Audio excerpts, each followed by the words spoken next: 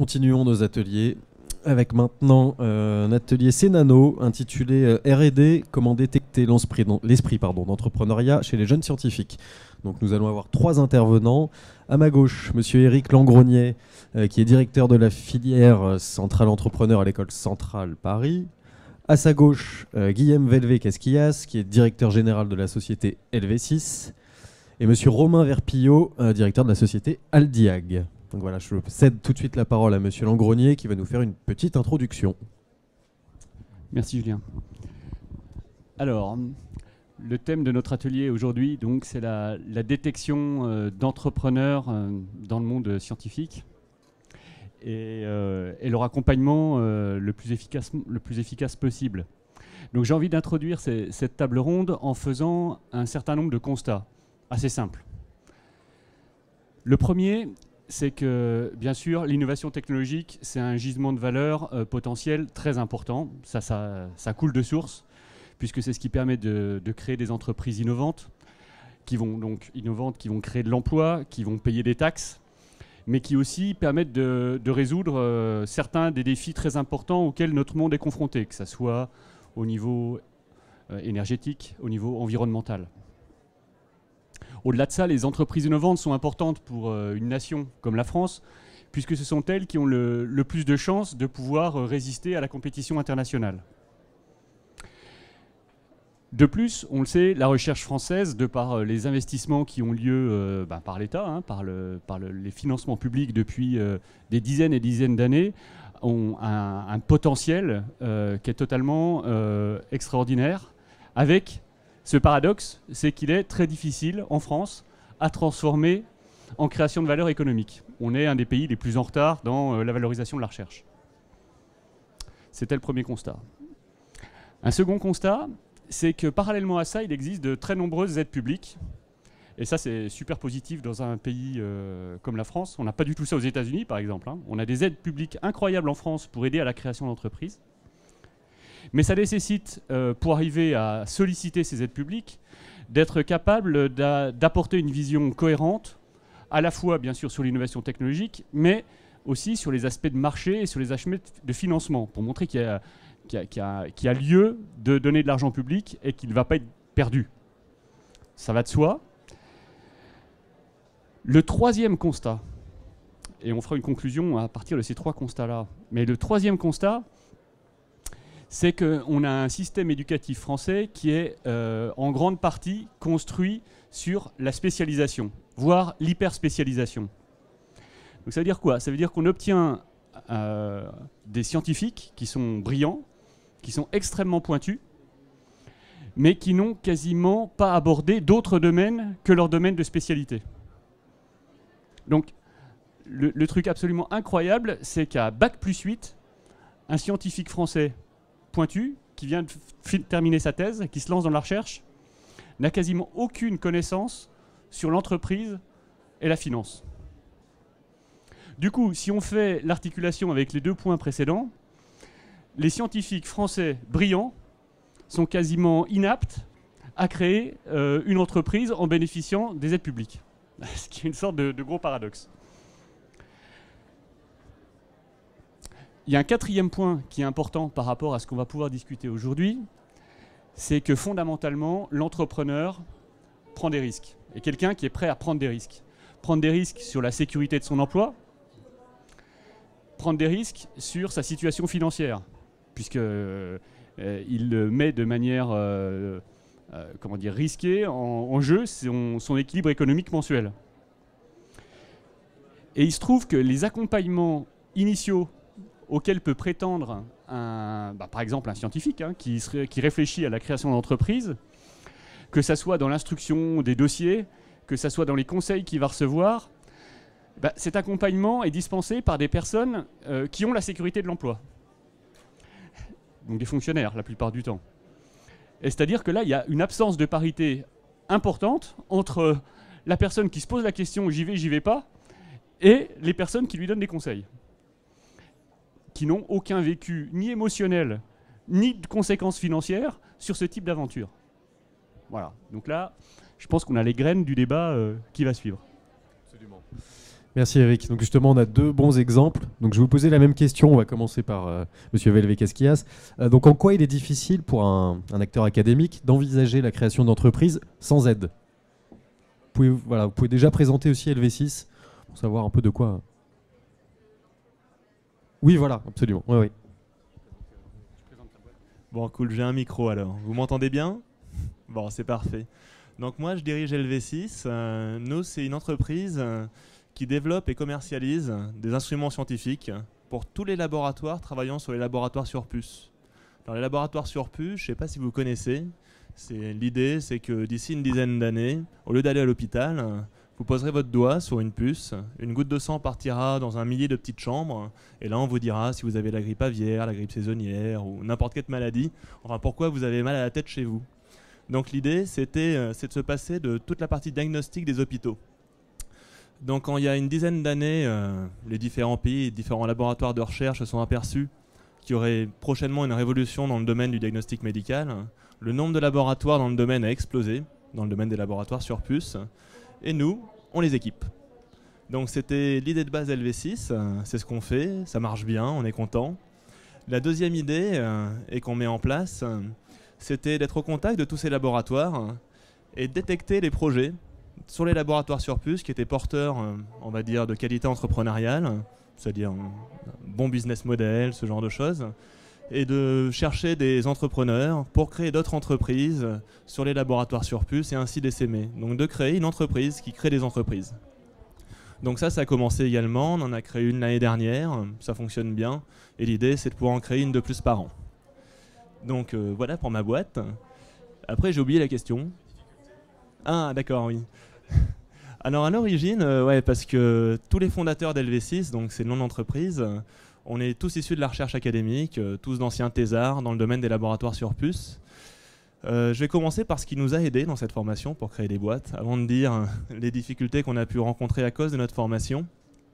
Ce qui nous a aidés, ce qui va aider un jeune scientifique ou un jeune thésard à monter une boîte, c'est déjà qu'il a, pendant 3 ans, mené un projet lui-même, à bout. Il a réussi ou il a raté, mais avec un peu de chance, il s'est demandé pourquoi il a raté, s'il a raté. Et donc du coup, il a appris à structurer un projet de recherche, ce qui aidera plus tard à structurer un projet d'entreprise. La deuxième chose qui peut être utile dans la formation scientifique pour monter une entreprise, c'est que tous les concepts scientifiques qu'on peut apprendre dans les écoles d'ingénieurs, en thèse, ces concepts, on peut les réappliquer à d'autres domaines. Et en l'occurrence, mon prof de finance d'entreprise à l'EM Lyon, là c'était pas la formation d'Eric à ce moment-là, m'a expliqué que la plupart des meilleurs financiers d'entreprise qu'il a pu rencontrer étaient finalement d'anciens scientifiques. C'est pour dire que rien n'est perdu, quoi. Et donc dans l'idée, effectivement, je l'ai remarqué, souvent j'ai rencontré des scientifiques qui faisaient des très très bons financiers. Alors par contre, quand on monte une boîte et qu'on sort du domaine scientifique, c'est vrai qu'il y a tout un panel de choses où on n'est pas préparé. Alors typiquement, de devoir prendre des décisions, non pas en fonction d'un planning scientifique établi et qui ne changera pas, mais devoir prendre des décisions en fonction d'une sorte de multiparamètres, que ce soit marketing, financier court terme, financier long terme, est-ce que je vais pouvoir le produire, l'industrialiser, prendre en compte le management, la force de mes équipes, ce genre de choses. Donc déjà, c'est pas facile parce qu'effectivement, il y a beaucoup de paramètres et sur lesquels on n'a reçu strictement aucune formation. Et le deuxième point, ce qu'on ne nous a pas appris, c'est que dans la création d'entreprise, lorsqu'on prend une décision, il faut considérer que notre environnement va évoluer. C'est-à-dire que grosso modo, ce qui est vrai aujourd'hui sera peut-être faux dans une semaine et qu'il faudra systématiquement se remettre en question et fonction de tous ces domaines simultanément. Alors là, on n'était pas du tout préparé à la fin de notre thèse. Bon, heureusement, je vous rassure, on a réussi parce qu'on a eu des formations qui nous ont permis d'apprendre tout ça. On s'est formé pendant 1 an, on y reviendra un peu plus tard, je pense. Donc on y reviendra un peu plus tard. Si je devais dire également quelque chose qu'on ne nous apprend pas dans nos études scientifiques, c'est que pour monter une entreprise, donc pour motiver et manager ses troupes, on va dire, il faut toujours être sûr de soi. L'entrepreneur, il doit fixer le cap, il faut donner confiance, il faut que tout le monde suive, qu'on aille tous dans la même direction et le même cap. Et en même temps, vu que l'environnement change toujours, une bonne décision aujourd'hui est une mauvaise décision demain, il faut être capable de se remettre en question tous les jours. Et ça, ce qu'on ne nous apprend pas, c'est à être schizophrène. C'est-à-dire ça s'apprend sur le tas et à se dire oui, il faut que je sois sûr de moi, mais que tous les jours je me remette en question. Alors ça s'apprend, moi ça a mis longtemps, hein. Au début ça cafouillait un peu, et d'ailleurs généralement ça avait des effets pas très sympas. Et maintenant, j'ai appris à faire ça, et ça s'apprend plutôt sur le tas, en fait. À force de prendre des murs et de s'apercevoir qu'effectivement, on a beau devoir être sûr de soi, systématiquement, dès que quelque chose change, un paramètre, que ce soit on a plus d'argent que prévu, ou plus probablement on a moins d'argent que prévu, et ben, une bonne idée devient tout de suite une mauvaise idée.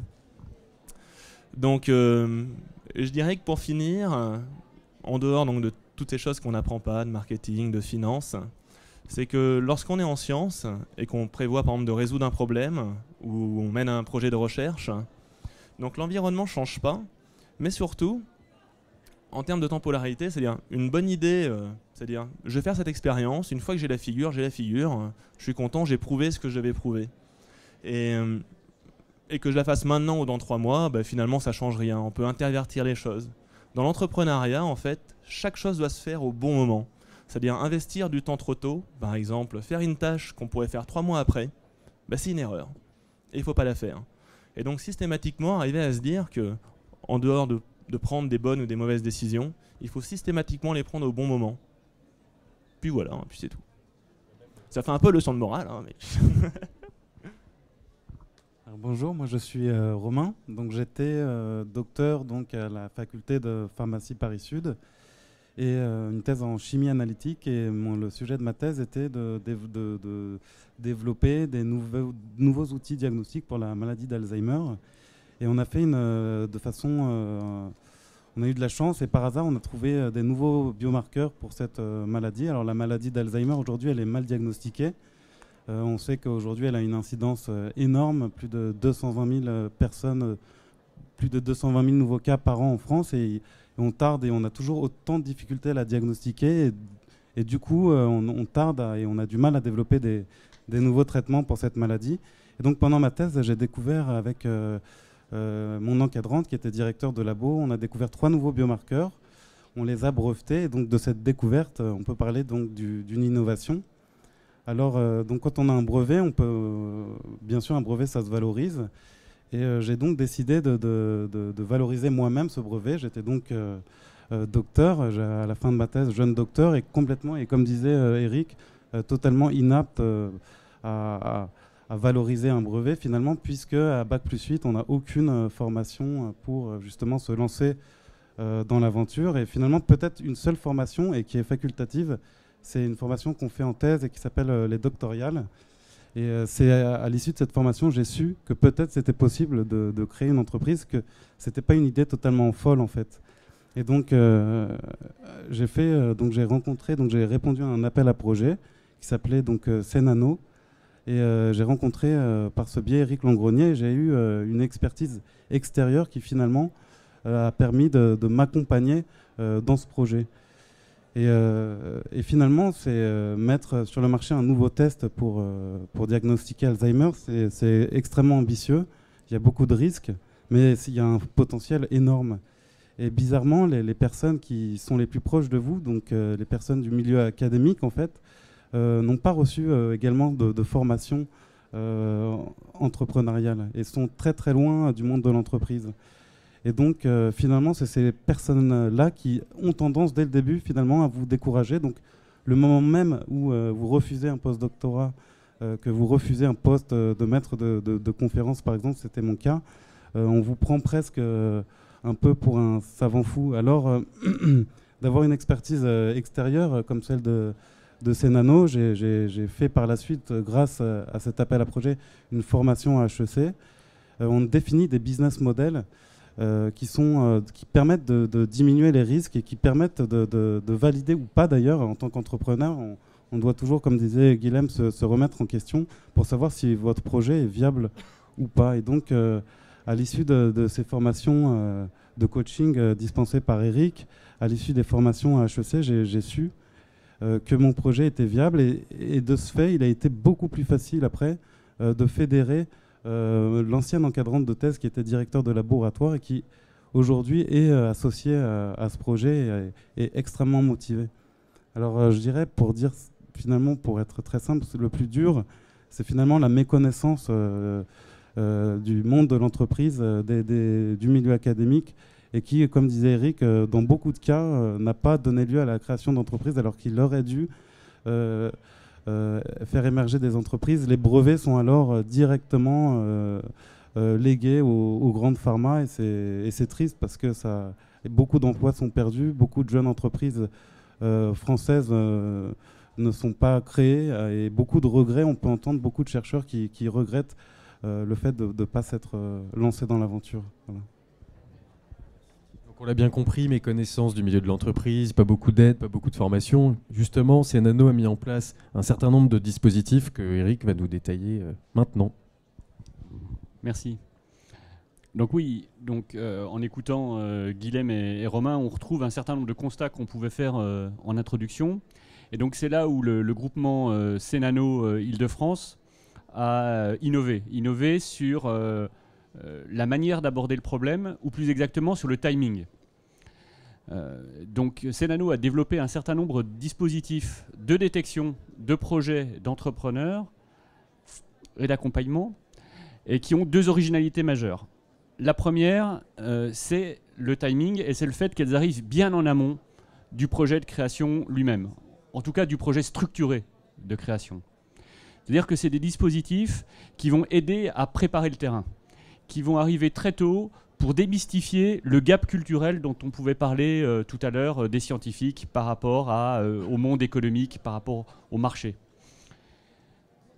Et en arrivant en amont, ça va permettre d'aider certains scientifiques à accepter l'idée d'aller vers la création d'entreprises et de les aider à solliciter des aides publiques qui, là, vont prendre le relais. Et c'est tout ce qu'on connaît avec les aides de type OSEO, AIMA, etc., qui peuvent être en aval. La deuxième originalité des dispositifs mis en place par CNano, c'est qu'ils sont la plupart du temps animés par des entrepreneurs qui eux-mêmes ont une connaissance scientifique, une culture scientifique suffisante pour arriver à établir un lien avec les personnes qui sont concernées. Et donc ça permet très tôt de faire un travail sur les résistances culturelles qui peuvent se trouver et qui parfois sont idéologiquement assez marquées, en France en tout cas, entre le domaine de la recherche et le domaine économique. Alors, quels sont ces dispositifs ? On peut les classer en trois grandes catégories. La première catégorie, c'est un dispositif de détection, très amont, qui consiste essentiellement en l'appel à projet dont parlait Romain il y a quelques minutes. Donc CNano organise annuellement un appel à projet à destination des laboratoires qui font partie de son groupement. Il y en a une centaine. Pour aller à la pêche aux projets potentiels de valorisation de ces laboratoires.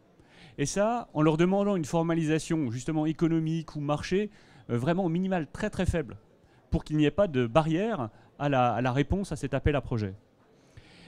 Et que le laboratoire ait identifié ou non des porteurs qui soient capables de monter le projet réellement. Là, on demande juste, est-ce que vous avez apparemment des technologies, des connaissances qui méritent ou qui pourraient être intéressées à être portées sur le marché.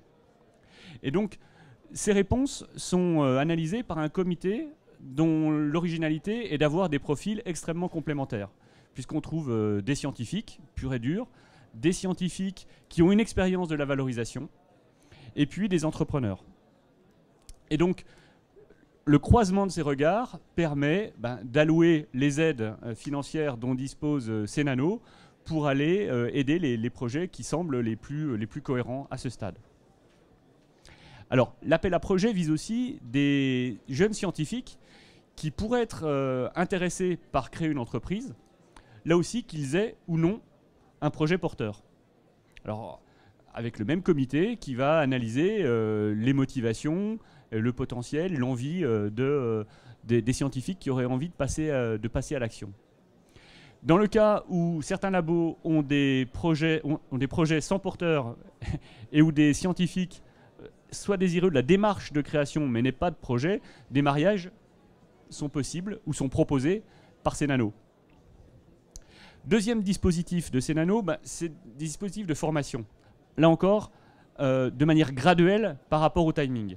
Un premier dispositif de sensibilisation, très tôt, très léger, une demi-journée, dans une des écoles doctorales d'ailleurs, Et l'objectif étant d'aider les participants à sortir des idées reçues, à élargir leur champ de vision. Donc là, c'est plus l'acculturation.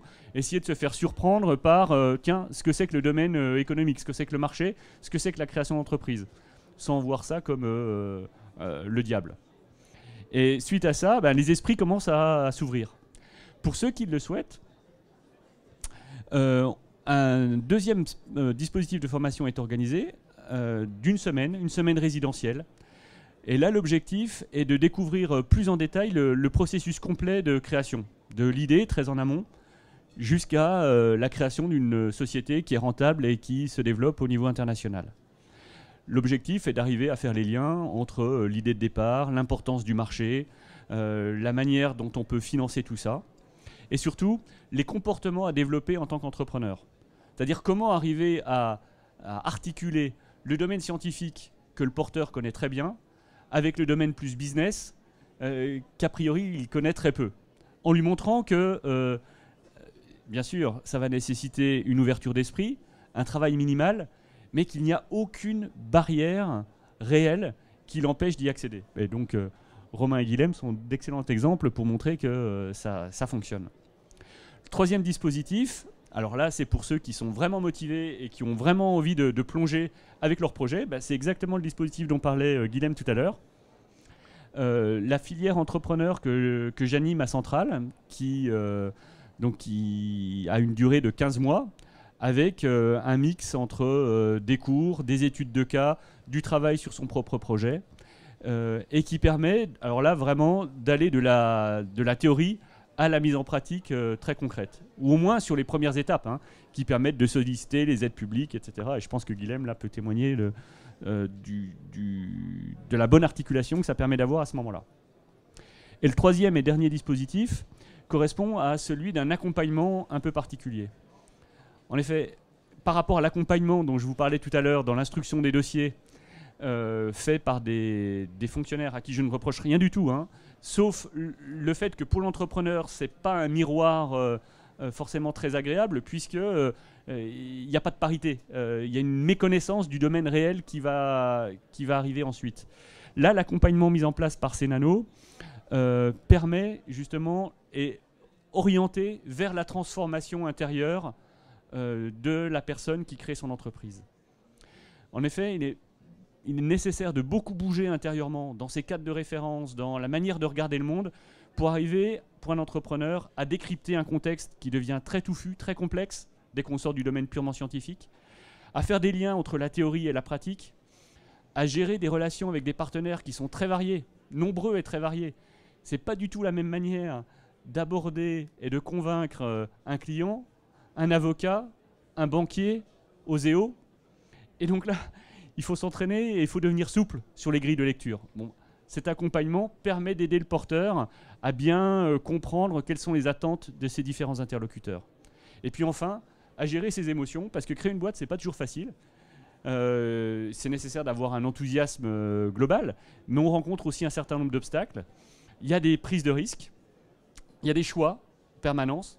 Et donc ça, avoir quelqu'un qui est passé par là parce qu'il a lui-même entrepris, permet d'aboutir à une sorte de compagnonnage moderne, si je reprends les compagnons des cathédrales, mais qui finalement est très efficace. C'est comment arriver à partager avec un être humain qui connaît à la fois le métier, mais les ressentis nécessaires pour arriver à mettre en œuvre, pour arriver à franchir le pas. Voilà. Merci. Donc oui, Guilhem, donc vous avez bénéficié d'une formation longue de 15 mois. Comment ça s'est passé de manière extrêmement concrète ? Bon, je vais essayer d'être extrêmement concret. Je vais peut-être faire une petite intro pour expliquer ce que ça nous a vraiment apporté et comment ça s'est passé. C'est-à-dire, comment ça se passe une création d'entreprise déjà quand on sort de la thèse. Grosso modo, une idée, on va voir ses amis chercheurs, on boit un verre, on décide de monter une entreprise. Et là, on s'aperçoit que ça ne va pas être aussi facile que prévu. Nous, dans notre cas, quelques mois après, on a découvert qu'il y avait Cénano, effectivement, qui proposait tout le panel d'offres qu'il y avait derrière. Donc, comme on n'avait pas du tout compris qu'on n'avait rien compris, on est arrivé la fleur au fusil avec un beau dossier, on a fait un oral, on était très fiers de nous. Et là, le jury nous a répondu, alors, très belle techno, très belle équipe, mais vous êtes complètement à côté de la plaque, quoi.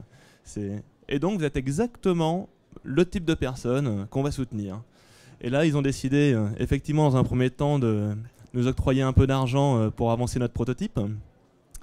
Ils ont également décidé, en fait, effectivement, de nous subventionner cette formation entrepreneur, parce que justement, ils se disaient que ce serait quand même dommage qu'une telle équipe avec, effectivement, de belles technologies fasse une catastrophe entrepreneuriale. Et avec le recul, et on s'en a aperçu, mais au cours de la formation, c'est vrai qu'on avait strictement aucune chance d'y arriver, en fait.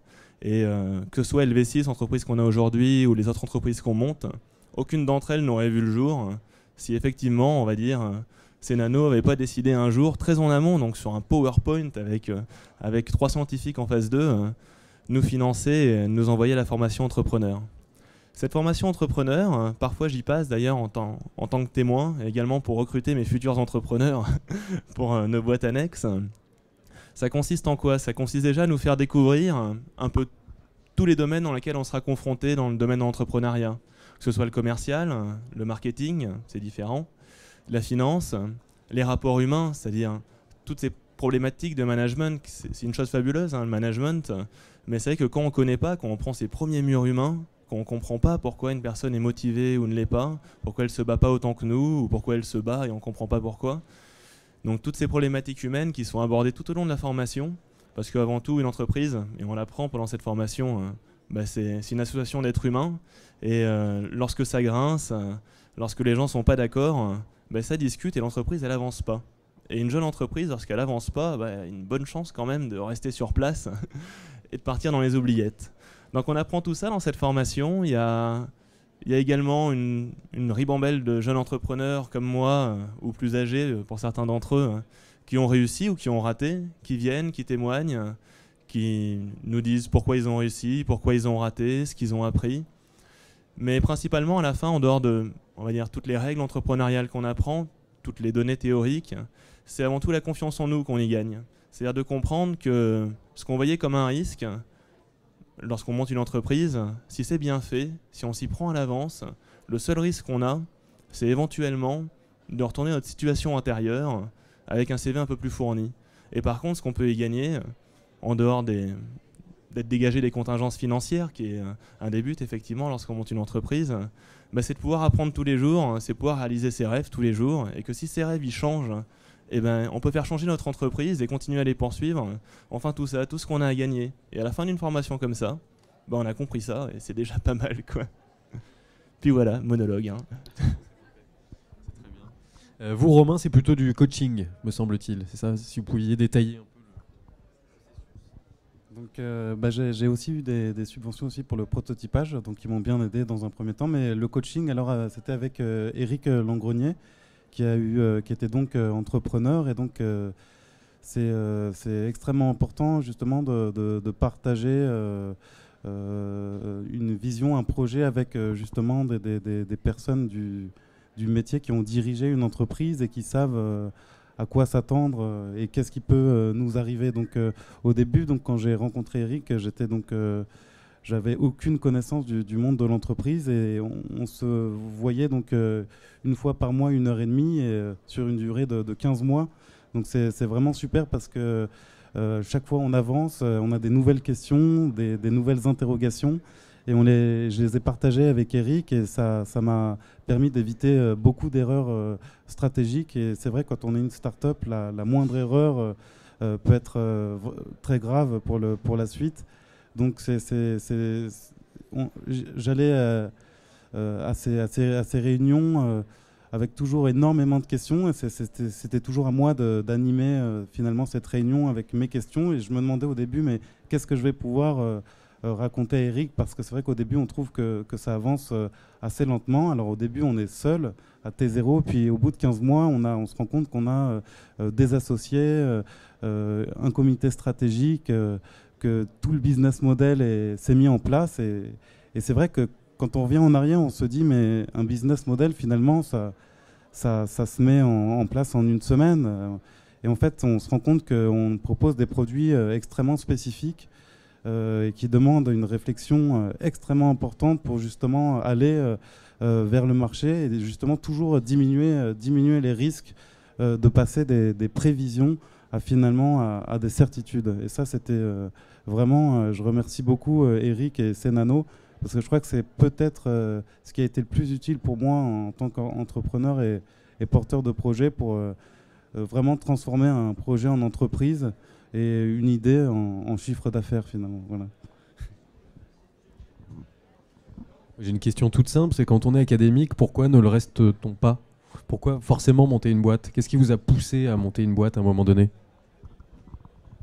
Bon, en fait, c'est assez simple parce que moi j'ai eu le choix. En fait, j'ai eu la chance d'avoir la proposition pour faire un post-doctorat aux États-Unis que j'ai refusé 2 semaines avant. C'est vrai que le professeur n'était pas très très content.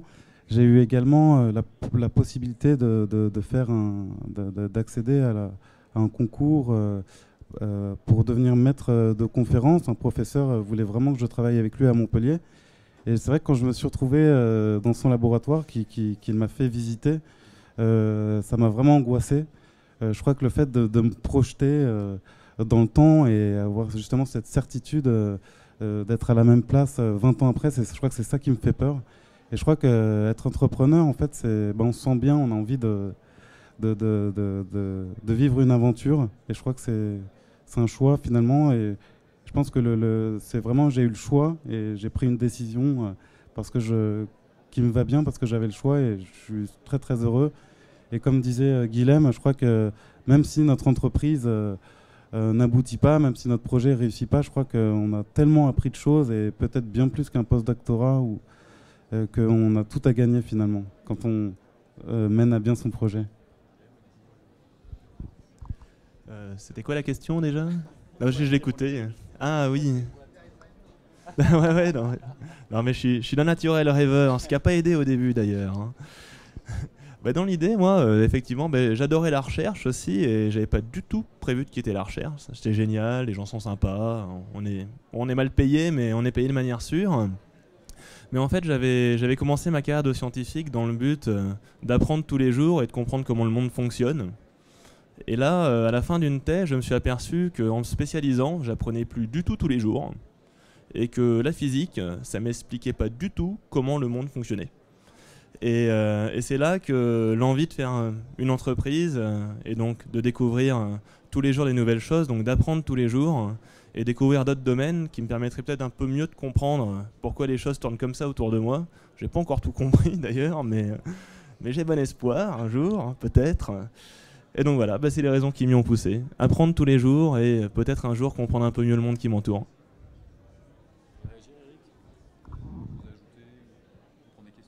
Oui, c'est peut-être. Moi, j'ai plutôt envie de donner la parole au public si jamais vous avez quelques questions à poser aux intervenants. Bonjour, j'avais une question sur la filiale entrepreneur. Au niveau des questions un peu pratiques, les conditions d'accès, le coût de la formation, comment vous recrutez, comment vous trouvez les personnes. Et est-ce que vous êtes limité aux sciences dures, entre guillemets, ou est-ce que vous ouvrez aussi à des projets en sciences sociales sur des aspects apprentissage numérique, etc.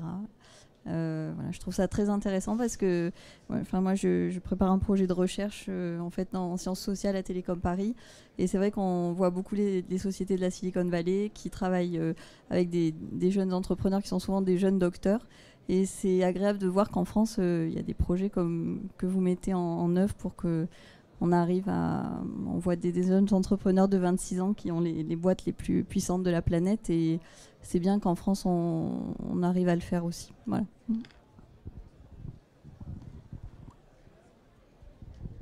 Alors, sur la filière entrepreneur, donc ça c'est un dispositif auquel Cénano s'est associé, mais que j'ai mis en place et que j'anime depuis une douzaine d'années à l'école centrale. Et donc le recrutement, c'est essentiellement des ingénieurs de 3e année, donc de fin d'études de l'école centrale, qui ont envie de créer une entreprise à la sortie.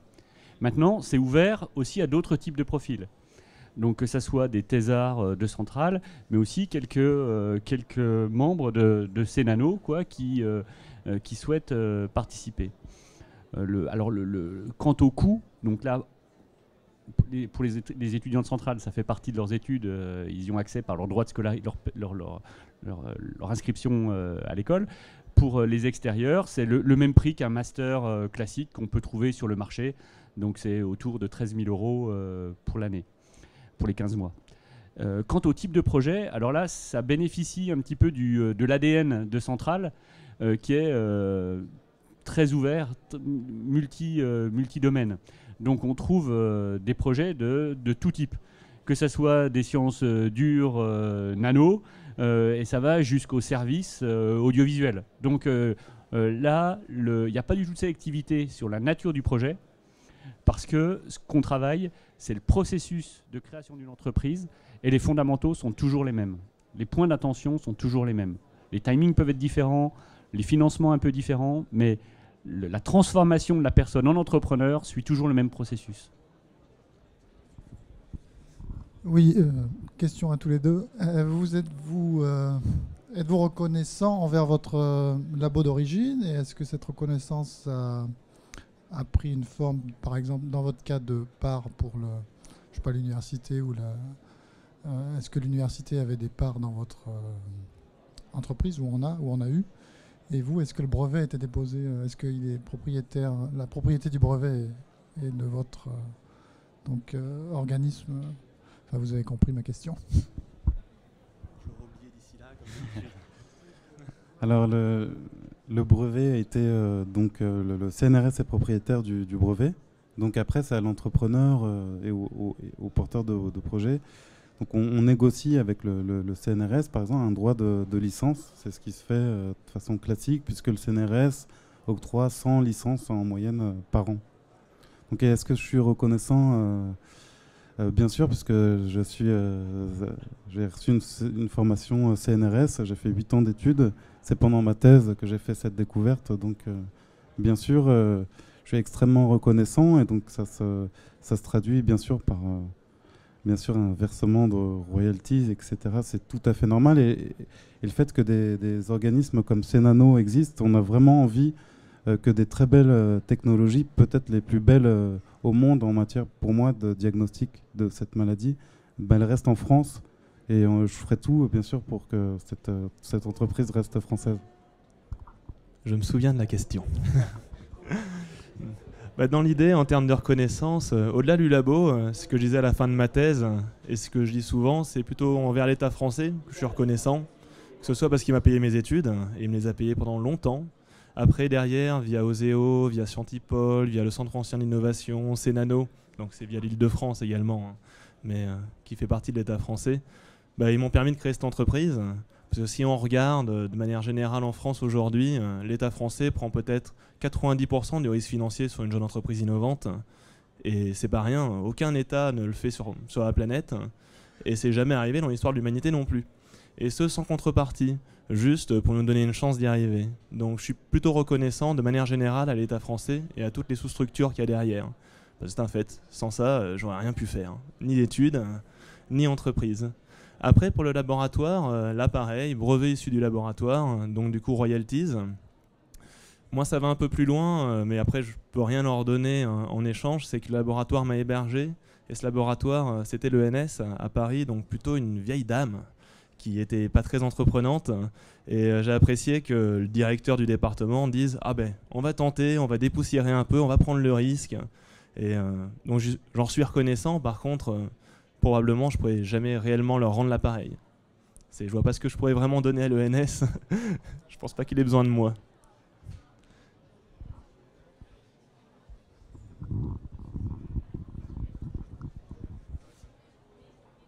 Oui, en fait, j'aurais une question par rapport à la détection des futurs entrepreneurs.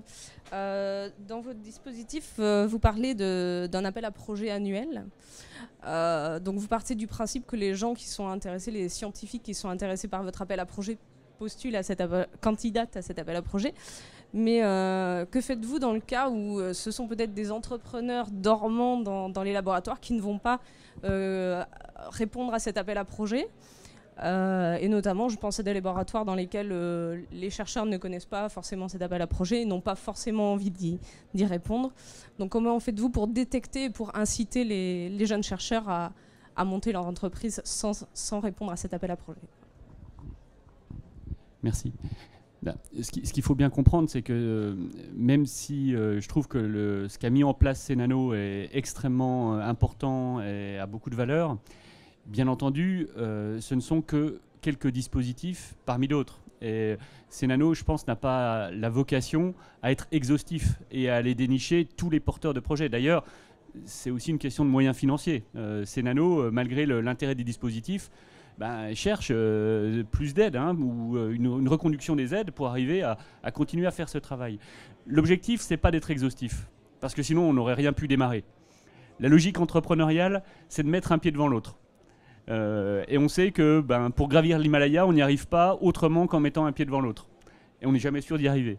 Mais là, c'est un peu la même chose. On cherche déjà à faire ce qu'on peut faire. Donc pour aller dans le sens de votre question, progressivement, ça fait 5 ans que ces dispositifs existent.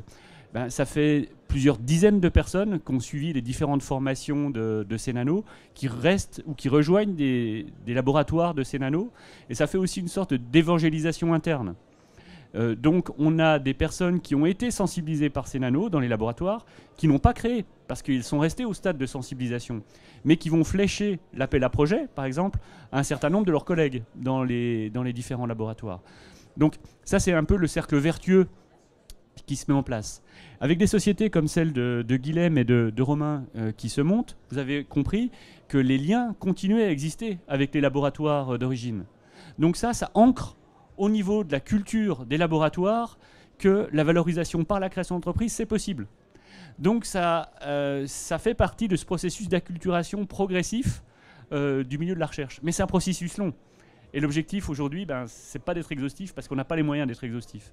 Mais c'est aussi en relais avec ce que peuvent faire d'autres dispositifs publics. Les écoles doctorales dont parlait Romain, et il y en a beaucoup qui ne sont pas forcément rattachées à Cénano, ont de plus en plus des modules de sensibilisation. Donc je dirais que Cénano participe aussi à un effort collectif. Elle ne se veut pas le champion du monde ou l'acteur unique de la création d'entreprise. Merci Eric, ça sera le mot de la fin, on est obligé de libérer la salle. En tout cas, si vous avez des questions, je vous invite à les poser en dehors de l'atelier. Mais je vous remercie et je vous souhaite une bonne fin d'après-midi. Et merci à vous les intervenants.